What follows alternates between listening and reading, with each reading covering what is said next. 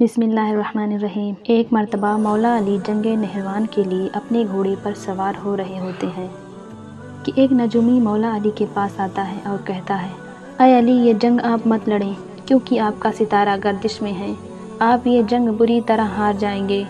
مولا علی اس کی بات سن کر گھوڑے سے نیچے آ جاتے ہیں اور اس نجومی کو کہتے ہیں، اچھا تم ستاروں کا حال جانتے ہو؟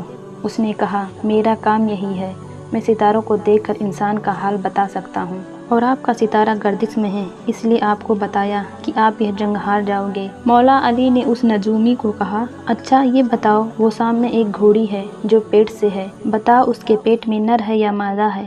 اب وہ نجومی خاموش ہو گیا۔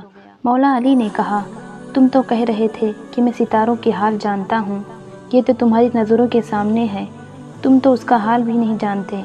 مولا علی نے کہا، اچھا بتاؤ، کون سا ستارہ جب ٹوٹتا ہے تو اونٹ پر ایک حرکات ظاہر ہو جاتی ہے؟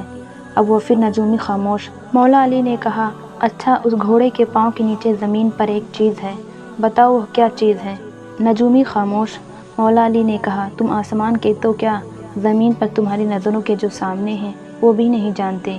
سنو اے شخص، میں علی اب تجھے بتاتا ہوں، علی کی زندگی کی سب سے کامیاب یہ جنگ ہوگی، میرے 10 لوگ بھی اس جنگ میں نہیں شہید ہوں گے اور میرے مخالف کے 10 لوگ بھی نہیں بچیں گے۔